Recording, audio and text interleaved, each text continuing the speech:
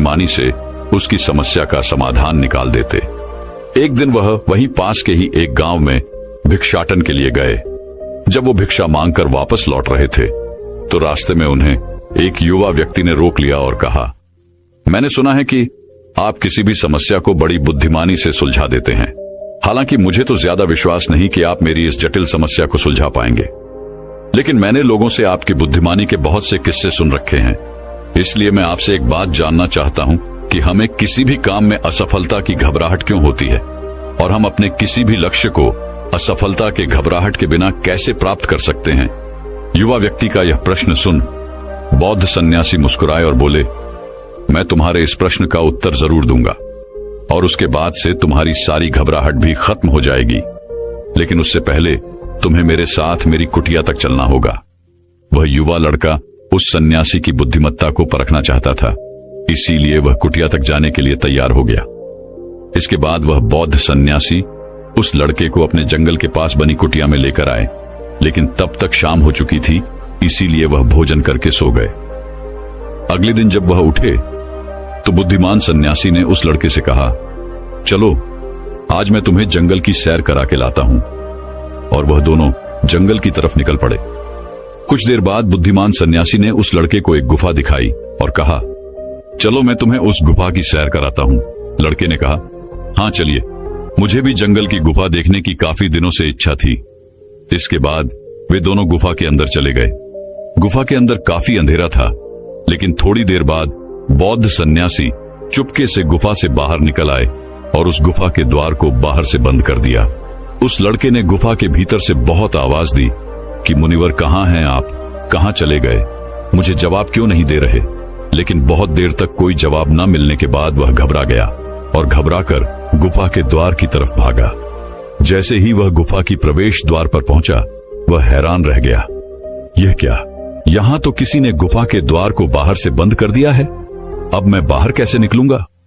अब वह अकेले अकेले उस अंधेरी गुफा में काफी भयभीत और परेशान हो गया। वह सोचने लगा कि कहीं उस सन्यासी ने उसे मारने की योजना तो नहीं बनाई थी। अब वह गुफा में इधर उधर घूमकर बाहर निकलने का रास्ता ढूंढने लगा। वह गुफा में काफी देर तक इधर उधर भटकता रहा, लेकिन उसे बाहर निकलने का कोई रास्ता नहीं मिला। अब उसे जोरों की प्यास और भूख भी लग रही थी, इसीलिए वह शांत होकर एक जगह बैठ गया। तभी उसे एक सुरंग से सूर्य की रोशनी आती हुई दिखाई दी और उस रोशनी आने वाली सुरंग तक पहुंचना बहुत ही कठिन था, क्योंकि चारों तरफ बस अंधेरा ही अंधेरा था और वह सुरंग भी काफी ऊंचाई पर थी। पर फिर भी वह तुरंत उठा और अपनी सारी भूख प्यास को भूलकर अपना सारा ध्यान उस गुफा से बाहर निकलने पर लगा दिया। काफी मेहनत और प्रयास करने के बाद वह उस सूर्य की रोशनी आने वाली सुरंग तक पहुंच गया और कुछ दूर तक उस सुरंग में ही ऊपर चढ़ता गया। तभी अचानक उसे वह सन्यासी हाथ आगे बढ़ाता हुआ दिखाई दिया। वह लड़का झट से उस सन्यासी का हाथ पकड़कर बाहर आ गया और बाहर निकलते ही उस सन्यासी को गुस्से से चिल्लाकर कहा, मुनिवर आप पागल हो गए हैं, आप मुझे अंधेरी गुफा में अकेले छोड़कर आ गए। आपको पता है मैं कितना भयभीत हो गया था और मुझे कितने जोरों की प्यास लगी है। उस सन्यासी ने मुस्कुराते हुए उसे पानी दिया और कहा, अब मेरी बातों को ध्यान से सुनना। तुम इस गुफा के बाहर सिर्फ 2 कारणों की वजह से निकल पाए जिसने तुम्हें इस गुफा से बाहर निकलने के लिए मजबूर किया। पहला कारण, क्योंकि तुम्हें जोरों की प्यास और भूख लगी थी, और दूसरा कारण, तुम्हें वहां घुटन महसूस हो रही थी, क्योंकि तुम्हें मित्रों और परिवार वालों के साथ रहने की आदत पड़ चुकी है। अब मैं तुम्हें 2 मुख्य कारण बताता हूं जिसकी वजह से तुम इस गुफा से बाहर निकल पाए। पहला कारण, क्योंकि तुम्हारे साथ वहां यह कहने के लिए लोग नहीं थे कि इतने अंधेरे में इतनी ऊंचाई पर तुम उस सुरंग तक कैसे पहुंच पाओगे, ये तो असंभव है। और दूसरा कारण, वहां यह कहने के लिए भी लोग नहीं थे कि चलो कोई दूसरा रास्ता देखते हैं, इससे भी आसान रास्ता मिल जाएगा और हम बहुत आसानी से इसको फिर से बाहर निकल जाएंगे। सफलता प्राप्त करने का नियम भी कुछ ऐसा ही है। ये तो मैंने तुम्हें सफलता कैसे प्राप्त करी इसकी एक छोटी सी दुनिया बनाकर दिखाई है, और वास्तविक दुनिया इससे कहीं अधिक जटिल होती है। वहां हमें सलाह देने के लिए बहुत से फालतू लोग मिल जाते हैं जो खुद तो कुछ कर नहीं पाए, लेकिन हमें ज्ञान देंगे कि यह मत करो, यह बहुत कठिन है, यह तुमसे ना हो पाएगा, इससे अच्छा तो तुम वह काम कर लो। उसमें तुम्हें निश्चित रूप से सफलता मिल जाएगी। और ऐसे ही वह हमारे दिमाग को भटकाकर चले जाते हैं और हमें खुद पर संदेह होने लगता है। सफलता ना मिलने का एक बड़ा कारण यह भी है कि सफलता प्राप्त करने की प्रक्रिया बहुत लंबी होती है, और यहाँ जब हमारा मन घंटों घंटों में बदल जाता है, तो फिर लक्ष्य प्राप्ति के महीनों और सालों के प्रयास में ही हमारा मन क्यों नहीं बदलेगा। हमारा मन बदल ही जाता है और हम उस रास्ते को छोड़कर अलग अलग राष्ट्रीय अपनाने लगते हैं। गौतम बुद्ध अक्सर अपने शिष्यों से कहा करते थे कि परेशानियां हमें तभी दिखती हैं जब हमारा ध्यान हमारे लक्ष्य पर नहीं होता। और यह बात 100% सही है। जैसे जब एक तीरंदाज तीर मारने वाला होता है तो वह अपनी एक आंख को बंद कर लेता है और दूसरी आंख से सिर्फ लक्ष्य को देखता है, तब जाकर वह अपने लक्ष्य को भेद पाता है। ठीक इसी प्रकार हमें सफलता का डर तभी लगता है जब हमारा ध्यान अपने लक्ष्य पर न होकर रास्ते पर आने वाली कठिनाइयों पर होता है।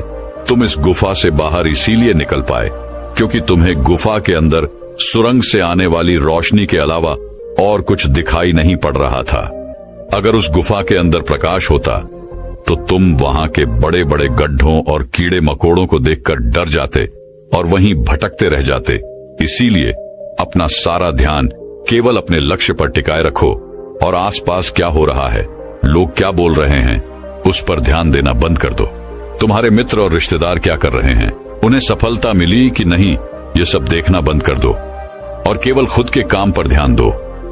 फिर देखना कि जब तुम्हारा समय आएगा तो लोग खड़े होकर तुम्हारे लिए तालियां बजाएंगे। और इतना कहकर वह बुद्धिमान सन्यासी मौन हो गए। उस युवा लड़के ने कहा, मुनिवर, आपने तो आज मेरी आंखें ही खोल दी। आपने कही हर एक बात में ही मुझे बुद्धिमानी नजर आई। आप सच में बहुत बुद्धिमान हैं, इसीलिए सभी आपको बुद्धिमानी का लोहा मानते हैं। मैं आपको वचन देता हूं कि आज से मैं मेरे मन को कभी भी असफलता के डर से नहीं सताऊंगा। मैं अपना पूरा ध्यान सिर्फ अपने काम पर लगाऊंगा और जल्दी ही एक सफल व्यक्ति बनकर दिखाऊंगा। इतना कहकर उस लड़के ने बुद्धिमान सन्यासी का धन्यवाद किया और वापस अपने गांव चला गया। तो दोस्तों, चलिए इसके बाद की इससे भी अच्छी कहानी की शुरुआत करते हैं। पुराने समय की बात है। नगर में रहने वाला सबल नाम का एक लड़का अपनी जिंदगी से बहुत निराश था। उसकी निराशा का कारण यह था कि वह अब तक कुछ भी नहीं कर रहा था। उसके माँ बाप उसे ताने मारते कि तेरे सारे मित्र कुछ न कुछ कर रहे हैं, लेकिन तू अभी भी घर में ही बैठा हुआ है। मित्रों के बीच भी अक्सर उसका मजाक ही बनता। वह कहीं जाता तो लोग उससे पूछते कि क्या कर रहे हो। उसे यह बताने में बड़ी शर्म आती कि अभी वह कुछ भी नहीं कर रहा। धीरे धीरे उसने रिश्तेदारों के यहां जाना और लोगों से मिलना जुलना कम कर दिया। वह ज्यादातर समय अपने घर में ही बैठा रहता। वह अकेले में रोता, भगवान को कोसता और अपनी किस्मत को दोष देता। अब उसे अपनी जिंदगी बोझ सी लगने लगी थी। कभी कभी वह सोचता कि जब वे कुछ करने के लायक ही नहीं हैं, तो फिर उसके जिंदा रहने का भी क्या फायदा, उसे तो मर जाना चाहिए। एक दिन वह अपने नगर की एक सड़क से गुजर रहा था। तभी उसने देखा कि एक गुरु दुख के ऊपर प्रवचन दे रहे हैं। वह भी वहीं भीड़ में पीछे बैठ गया और गुरु के प्रवचन सुनने लगा। गुरु बोल रहे थे कि दुख एक गुरु की भांति होता है जो हमें जीवन की सच्चाई दिखाता है और हमें सही से जीवन जीने का तरीका सिखाता है। आप चाहें तो अपने दुख रूपी गुरु से जीवन जीना भी सीख सकते हैं और चाहें तो उस दुख में डूबकर बैठकर रो भी सकते हैं। सबल भी गुरु की यह सारी बातें ध्यान से सुन रहा था, लेकिन उसे गुरु की यह बातें सही नहीं लगी। उसने खड़े होकर कहा, दुख कुछ भी सीखा कर नहीं जाता, सिर्फ पीड़ा देकर जाता है। दुख की पीड़ा अनंत होती है। ऐसा लगता है इसके बाद कुछ भी नहीं होने वाला, कुछ भी नहीं मिलने वाला। मृत्यु भी उसके सामने छोटी लगने लगती है। गुरु ने कहा, आखिर क्या दुख है तुम्हें? सबल ने अपना सारा दुख गुरु के समक्ष कह सुनाया और पूछा, क्या आपके पास मेरे इस दुख का कोई समाधान है? गुरु मुस्कुराए और बोले, जिस दिन तुम्हारे पास सच्चा दुख आए उसी दिन मेरे पास लौट कर आना, मैं तुम्हारे दुख का समाधान अवश्य करूंगा। इतना कहकर गुरु वहां से चले गए। सबल ने सोचा, क्या मेरा दुख सच्चा नहीं है? क्या जिस दुख से मैं गुजर रहा हूं वो झूठा है? कोई भी मेरे दुख को नहीं समझ सकता। जब माँ बाप नहीं समझ पाई तो गुरु क्या समझेंगे? अपने दुखों से परेशान होकर सबल ने एक निर्णय लिया कि अब वह कुछ करके दिखाएगा। उसने एक छोटा सा व्यापार शुरू किया, लेकिन उसमें उसे सफलता नहीं मिल रही थी। पर उसके घर वाले खुश थे कि वह कुछ तो प्रयास कर रहा है। वह अपने व्यापार में जुटा रहा और उसे धीरे धीरे सफलता भी मिलने लगी। फिर उसने रफ्तार पकड़ ली और सिर्फ 3 साल के अंदर ही वह एक बड़ा व्यापारी बन गया। अब सबल के चारों तरफ ऐसे बहुत से लोग थे जो उसकी चिंता करते थे, उसे पसंद करते थे, उसके काम की प्रशंसा करते थे। अब उसके घर वाले भी उसकी प्रशंसा करते नहीं थकते थे।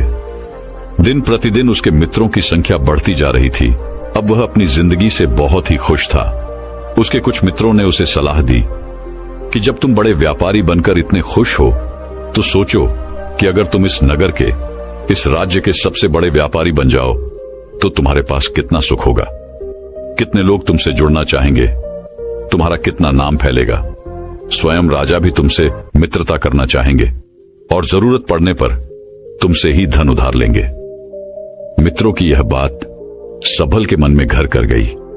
अब उसने और भी धन कमाने का प्रयास शुरू कर दिया, लेकिन उसे यह सब कुछ बहुत ही जल्दी चाहिए था। वह यह सब कुछ प्राप्त करने में अपना ज्यादा समय बर्बाद नहीं करना चाहता था। इसीलिए उसने ऐसे भी कार्य करने शुरू कर दिए जो उचित नहीं थे। उसने बड़ी मात्रा में अपने मित्रों से धन उधार लेना शुरू कर दिया। ज्यादा मुनाफा कमाने के लालच में अपने सामान में मिलावट करने लगा। उसने दूसरे व्यापारियों के खिलाफ षड्यंत्र भी रचे, उन्हें डराया धमकाया। जैसा जैसा उसके मित्र उससे कहते गए वह वही करता गया। वही इन तरीकों से ज्यादा धन तो कमा रहा था, लेकिन अब उसके जीवन में सुकून ही रह गया था। उसके मन की शांति गायब हो गई थी। उसे रातों में नींद नहीं आती थी। वह किसी उधेड़बुन में लगा रहता था।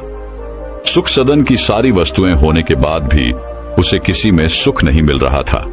एक दिन सबल अपनी गाड़ी में सवार होकर कहीं जा रहा था। तभी रास्ते में उसे गुरु का आश्रम दिखा। वह रुक गया। वह गुरु के पास जाकर बोला, गुरुदेव, आपने कहा था कि जब तुम्हारे जीवन में सच्चा दुख आए तब मेरे पास आना। अब मैं बहुत दुखी हूं। मेरे रातों की नींद गायब हो गई है। मुझे कहीं सुकून नहीं मिल रहा। इस तरीके से सबल ने अपनी सारी समस्या गुरु के सामने कह सुनाई। गुरु ने कहा, जब तुम मुझसे पहली बार मिले थे तब भी तुम किसी दुख में थे। तुमने उस दुख से क्या सीखा? सबल ने कहा, मैंने सीखा कि सिर्फ सोचने और चिंता करने से कुछ नहीं होता। अपनी सोच को सच करने के लिए कर्म करना पड़ता है, और सिर्फ कर्म करने से भी कुछ नहीं होता। अपने कर्म को अंतिम पड़ाव तक ले जाना भी आवश्यक होता है। चाहे रास्ते में कितनी ही मुश्किलें आए, मन कितना ही निराश हो, कितना ही लगे कि अब आगे कुछ भी नहीं होने वाला, तब भी यह मानकर चलो कि मैं जो भी कर रहा हूं उसमें सफल अवश्य होऊंगा। लोग सिर्फ सफल व्यक्ति को ही सम्मान देते हैं। फिर चाहे कोई कितना ही अच्छा क्यों ना हो, वह लोगों की नजरों में बोझ ही होता है। यह सब सुन गुरु मुस्कुराए और बोले, यह असली दुख नहीं है। जब तुम्हारे जीवन में असली दुख आए तब मेरे पास आना, मैं उसका समाधान अवश्य करूंगा। सबल ने जाते समय गुरु को सोने के सिक्कों से भरा एक घड़ा भेंट किया। घड़ा देखकर गुरु ने कहा, यह मेरे किसी काम का नहीं, इसे उस पेड़ के नीचे गड्ढा खोदकर दफना दो। सबल ने गुरु के कहे अनुसार घड़े को पेड़ के नीचे दफना दिया और वहां से चला गया। कुछ दिनों तक तो व्यापार अच्छी तरक्की कर रहा था, लेकिन गलत व्यापार की वजह से ही धीरे धीरे उस व्यापार में घाटा होने लगा। उसकी सारी धन संपदा धीरे धीरे खत्म होने लगी और एक दिन ऐसा आया जब उसके पास कुछ भी नहीं बचा और वह कर्जे से भर चुका था। लेकिन वह निश्चिंत था, क्योंकि उसने सारा कर्ज अपने मित्रों से ही लिया था। वह सोचता था कि उसके मित्र बुरे समय में उसका साथ देंगे, लेकिन ऐसा कुछ भी नहीं हुआ। बुरा समय आते ही मित्रों ने ही सबसे पहले अपना उधार मांगना शुरू किया और उधार वापस न करने पर जान से मारने की धमकी भी दी। उसके शुभ चिंतक, उसे चाहने वाले सब उससे दूर हो गए। उसके वो मित्र जो उसके साथ मौज मस्ती किया करते थे, अब उससे दूर भागने लगे। उसके परिवार वाले उसे उसकी गलतियां और कमियां गिनाने लगे। उसकी सारी संपत्ति नीलाम हो गई और उसके पास कुछ भी नहीं बचा। उसने अपने पिता से सहायता मांगी तो पिता ने कहा, मेरे पास यह थोड़ी सी ही संपत्ति है, अगर मैं यह भी तुम्हें दे दूंगा तो तुम्हारी मां को कहां रखूंगा। यह संपत्ति ही हमारा आखिरी सहारा है। सबल के भीतर बहुत गहरा दुख था। उसके आसपास ऐसा कोई भी नहीं था जो उसके दुख को समझ सके, उसे संभाल सके। लोगों से मिले इस धोखे और विश्वासघात की वजह से ही वह अंदर तक टूट गया। उसे लगने लगा, अब जीने का क्या मतलब? अब तो मृत्यु ही एकमात्र सहारा है, वह आत्महत्या करने। एक पहाड़ी की तरफ जा रहा था कि तभी उसे याद आया, गुरु ने कहा था, जब तुम्हारे जीवन में असली दुख आए तब मेरे पास आना। सबल गुरु के पास गया और अपना सारा दुख कह सुनाया। वह आंखों में आंसू भरकर बोला, मेरे इस दुख का समाधान कीजिए गुरुदेव। गुरु ने कहा, जब तुम्हारे जीवन में असली दुख आए तब मेरे पास आना, मैं उसका समाधान अवश्य करूंगा। सबल ने कहा, अभी जो मेरे जीवन में घट रहा है वह दुख नहीं है। आखिर असली दुख होता क्या है गुरुदेव? गुरु ने कहा, सबसे पहले तुम यह बताओ कि तुमने अपने इस दुख से क्या सीखा। सबल ने कहा, मैंने सीखा कि जो लोग हमारी सफलता, हमारी तरक्की की वजह से हमारे जीवन में आए हैं, वह हमें धोखा अवश्य देंगे, क्योंकि वह बुरे समय में हमारे साथ खड़े नहीं होंगे। वह केवल अच्छे समय में हमारा फायदा उठाएंगे और बुरे समय में छोड़कर चले जाएंगे।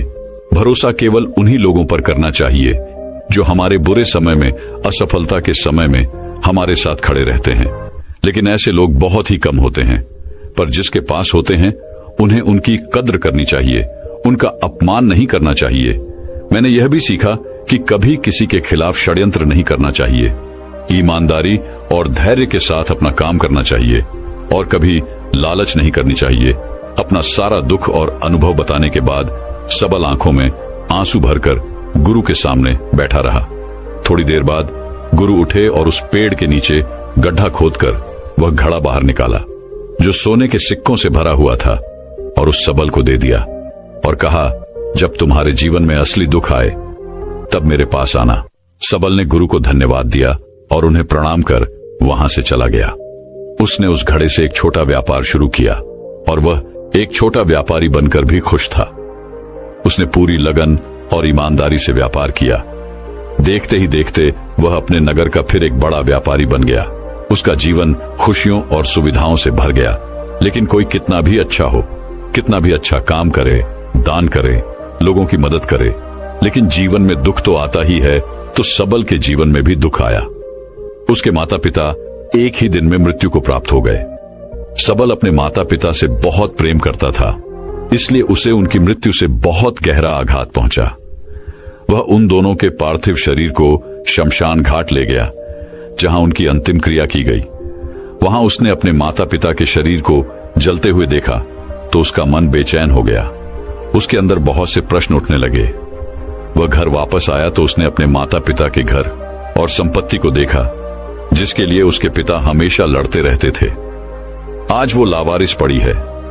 आज उसकी देखरेख करने वाली, उसके लिए लड़ने वाली इस दुनिया से ही चले गए। उसके पिता ने जो भी कमाया था, जो भी बनाया था, वह सब यही रह गया था। एक दिन पहले तक किसी से भी अपनी संपत्ति के लिए लड़ जाने वाले उसके पिता आज खुद इस दुनिया से अलविदा हो गए थे। उसका मन इसी तरह के अनेक विचारों के बवंडर में फंसा हुआ था। उसे अंदर से अकेलापन और डर महसूस हो रहा था। उसे कुछ खालीपन सा महसूस हो रहा था। उसे लग रहा था कुछ तो है जिसे वो समझ नहीं पा रहा। इसीलिए वो गुरु के पास गया। उसे देखते ही गुरु ने कहा, क्या जीवन में कोई दुख है? सबल ने कहा, वैसे तो जीवन में कोई दुख नहीं है गुरुदेव, सब सुख है, सब अच्छा चल रहा है। लेकिन आज मेरे माता पिता की मृत्यु हो गई। इस घटना से मेरा मन बहुत दुखी और बेचैन है। गुरु ने कहा, इसमें दुखी होने वाली कौन सी बात है? एक दिन तो सभी के प्रियजनों को मरना ही है। हमेशा जीवित न तो कोई रहा है और न ही कोई रहेगा। एक दिन तो तुम्हें भी मरना ही है। हो सकता है कल ही मर जाओ या आज भी मर सकते हो। सबल ने कहा, यह आप क्या कह रहे हैं गुरुदेव कि मैं भी मर जाऊंगा? पर मैं तो अभी जवान हूं। गुरु ने कहा, इस भ्रम में तो सभी जी रहे हैं कि मृत्यु दूसरों को आती है, बूढ़ों को आती है। लेकिन बूढ़ों के सामने ही जवान मर जाते हैं, बच्चे मर जाते हैं। मृत्यु का किसी की उम्र से कोई संबंध नहीं। यह तो सबको अपना शिकार बना लेती है। गुरु की यह बातें सबल के मन में घर कर गई और वह चुपचाप वहां से चला गया। लेकिन उसका मन अभी बेचैन था, अब भी अशांत था। वह कुछ खालीपन सा महसूस कर रहा था। वह पूरे दिन अपने बारे में ही सोचता रहता कि वह कौन है, इस दुनिया में क्यों आया है, क्या सिर्फ चीजों का प्रयोग करना और मरना ही जीवन का लक्ष्य है। ऐसे ही बहुत से प्रश्न उसके मन में लगातार उठ रहे थे, लेकिन उसे अपने किसी भी प्रश्न का उत्तर नहीं मिल पा रहा था और उसका दुख दिन प्रतिदिन बढ़ता जा रहा था। इसीलिए कुछ दिनों बाद वह फिर गुरु के पास पहुंचा और बोला, गुरुदेव, मैं बहुत दुखी हूं क्योंकि मैं यह नहीं जान पा रहा कि मैं कौन हूं और इस दुनिया में क्यों आया हूं। यह सुन गुरु मुस्कुराए और बोले, आज पहली बार तुम्हारे जीवन में सच्चा दुख पैदा हुआ है। वास्तव में यही है जो दुख कहलाने के लायक है कि हमें पता नहीं कि हम कौन हैं, क्यों आए हैं, क्या करना है, कैसे करना है। सबल ने कहा, गुरुदेव, मेरे इस दुख का समाधान कीजिए। गुरु ने कहा, हम सभी इंसान जीवन भर क्या इकट्ठा करते रहते हैं। सबल ने कहा, हम सभी इंसान जीवन भर धन, संपत्ति, मान सम्मान, परिवार, मित्र, पद प्रतिष्ठा इत्यादि इकट्ठा करते रहते हैं। गुरु ने कहा, क्या इन इकट्ठा की हुई सभी चीजों में से एक भी चीज हम अपने साथ ले जा सकते हैं। सबल ने कहा, नहीं गुरुदेव, इनमें से कुछ भी साथ नहीं जाता। मेरे माता पिता के साथ भी कुछ नहीं गया, सब तो यही छूट गया, घर, परिवार, संपत्ति, सब कुछ। गुरु ने कहा, अब मेरी बातों को ध्यान से सुनना। इस दुनिया में हमें जो इकट्ठा करना चाहिए वो तो हम कभी इकट्ठा करते ही नहीं। चीजें हमारे सामने ही होती हैं, लेकिन हम उन्हें देखने का प्रयास ही नहीं करते। इस दुनिया में हमें जिस चीज को इकट्ठा करना है वह हम खुद हैं। हमें खुद को ही इकट्ठा करना है ताकि जब मृत्यु हो तो हम एक हो सके और स्वयं को पहचान सके। हम भीतर से बटे हुए हैं, प्रेम में, नफरत में, क्रोध में, जलन में, क्रूरता में, धन में, संपत्ति में, पद में, प्रतिष्ठा में, मान में, पहचान में, धर्म में, जाति में। ऐसे ही सैकड़ों हजारों चीजों और वासनाओं में हम बटे हुए हैं। हम टुकड़ों में जीवन जी रहे हैं। इस बंटवारे की वजह से हमारी चेतना कभी एक नहीं हो पाती। हमारी चेतना शक्ति बिखर गई है, इसलिए हमारे पास इतना भी समय नहीं है, इतनी भी ऊर्जा नहीं है कि हम मुड़कर एक बार अपने भीतर देख सकें। वास्तव में जिस धन की कमी, सुविधाओं की कमी, मान सम्मान की कमी को लोग दुख समझते हैं और जीवन भर उसे दुख दुख बोलकर रोते रहते हैं और उनका समाधान खोजने का प्रयास करते रहते हैं, उन्हें उसका समाधान कभी मिलेगा ही नहीं, क्योंकि जिन्हें लोग दुख कहते हैं वो असली दुख है ही नहीं। वो तो सिर्फ इंसान की चाहत है, उसकी इच्छा है जिसकी पूर्ति कभी नहीं की जा सकती। इसीलिए यहां व्यक्ति को ऐसे दुखों का कभी समाधान मिला ही नहीं। इसीलिए इन सब के ऊपर अगर अपने दुखों का परम समाधान चाहिए तो सबसे पहले अपने आप को इकट्ठा करो, अपनी ऊर्जा को इस संसार से वापस खींचो और एकत्रित करो। अपने ऊपर ध्यान दो, खुद पर ध्यान लगाओ। मृत्यु से पहले ही अपने आप को पहचान लो, ऐसे ही बिखरे हुए मत चलो। सबल ने कहा, तो क्या गुरुदेव हमें ये संसार छोड़ देना चाहिए, अपनी सभी इच्छाओं को मार देना चाहिए, किसी से प्रेम नहीं करना चाहिए, धन संपत्ति नहीं इकट्ठा करनी चाहिए, मान सम्मान की आशा छोड़ देनी चाहिए? गुरु ने कहा, एक बिखरे हुए मनुष्य के अंदर से कामनाएं, इच्छाएं और वासनाएं ऐसे ही निकलती हैं जैसे पहाड़ से कोई पत्थर गिर रहा हो जिस पर पहाड़ का कोई नियंत्रण नहीं है, सिवाय देखने, परेशान होने और कुछ होने के। इसी प्रकार एक बिखरे हुए मनुष्य की इच्छाएं अनियंत्रित और दुखदायी होती है। उसका अनियंत्रित मन कुछ भी इच्छाएं और कल्पनाएं करता रहता है और दुखी होता रहता है। लेकिन जब व्यक्ति एकत्रित हो जाता है तो वह जो भी करता है सब उसके नियंत्रण में रहता है, तब इच्छाएं भी उसकी इच्छा से निकलती हैं। सबल ने कहा, गुरुदेव आपने मेरे सच्चे दुख का समाधान कर दिया, आपका बहुत बहुत धन्यवाद। आज से मैं खुद को एकत्रित करने का प्रयास करूंगा। गुरु ने कहा, मानो शरीर में बहुत ऊर्जा है, बहुत शक्ति है और यह बेकार के कामों में भटक रह गई है, पृथ्वी की चीजों में लगी रहती है। यह ऐसा ही है जैसे कि एक अत्यंत शक्तिशाली मशीन किसी बच्चे के हाथों में दे दी गई हो और वह बिना सोचे समझे, बिना किसी नियंत्रण और जानकारी के बस इसकी शक्ति को कहीं भी बर्बाद कर रहा हो। इसीलिए अपने चेतना की शक्ति पर ध्यान दो और इसे एकत्रित करो। सबल को अपने प्रश्नों का उत्तर मिल चुका था। उसने गुरु का धन्यवाद किया और चुपचाप वहां से चला गया। दोस्तों, मैं उम्मीद करता हूँ कि यह कहानी सुनने से आपके जीवन में अच्छे बदलाव आए होंगे। आपको इस वीडियो से क्या सीखने मिला, ये कमेंट करके जरूर बताएं और अपने परिवार, दोस्तों या आपके करीबी इंसान के साथ ये कहानी शेयर करके उन्हें भी इस ज्ञान से परिचित करवाएं। बाकी अगर आपको ये वीडियो दिल से अच्छी लगी हो तभी इस वीडियो को लाइक कर देना, और आपने अब तक इस चैनल को सब्सक्राइब न किया हो तो चैनल को सब्सक्राइब भी जरूर कर देना।